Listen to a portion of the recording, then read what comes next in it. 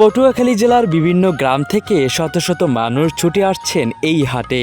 কেউ গরু নিয়ে পায়ে হেঁটে, আবার কেউ পছন্দের গরুটা কিনতে চলে এসেছেন দূর দূরান্ত থেকে। পটুয়াখালী সদর উপজেলার আউলিয়াপুর ইউনিয়নের ঐতিহ্যবাহী গ্রামীণ বাজার অফিসের হাট।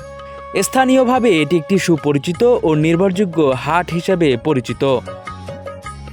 আসন্ন কোরবানিকে সামনে রেখে পটুয়াখালী সদর উপজেলার আউলিয়াপুর ইউনিয়নের অফিসের হাটের গরুর হাটে আছি আমরা। আজকে এই হাটের সকল চিত্র আপনাদের মাঝে ফুটিয়ে তোলার চেষ্টা করব।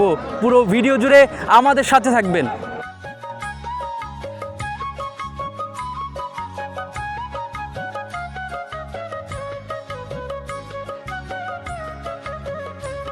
গ্রাম বাংলার অর্থনৈতিক ও সামাজিক জীবনে হাট বাজারের ভূমিকা অত্যন্ত গুরুত্বপূর্ণ। এই ধারাবাহিকতায় আসন্ন পবিত্র কোরবানিকে কেন্দ্র করে এবারও জমজমাট হয়ে উঠেছে অফিসের হাটের গরুর বাজার।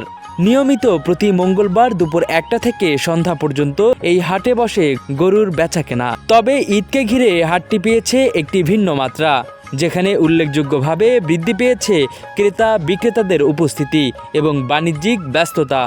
নদীর পাড়ে অবস্থিত এই হাটে ক্রেতা বিক্রেতাদের নির্বিঘ্ন অংশগ্রহণে পরিলক্ষিত হচ্ছে একটি সুশৃঙ্খল ও স্বাভাবিক বাজার পরিবেশ। স্থানীয়দের মতে সার্বিক ব্যবস্থাপনা ও পরিবেশ ছিল প্রশংসনীয়।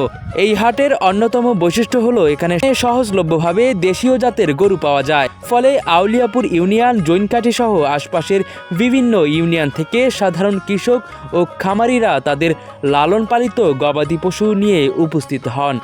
আসন্ন ঈদুল আজহাকে সামনে রেখে মুসলমানরা আল্লাহর সন্তুষ্টি অর্জনের উদ্দেশ্যে নির্দিষ্ট পশু কোরবানি দিয়ে থাকে, যা ত্যাগ, সংযম ও মানবিক মূল্যবোধের প্রতীক। গ্রাম বাংলার ইতিহাস, ঐতিহ্য এবং বরিশাল বিভাগের উন্নয়ন নিয়ে ডকুমেন্টারি ভিডিও করে থাকি।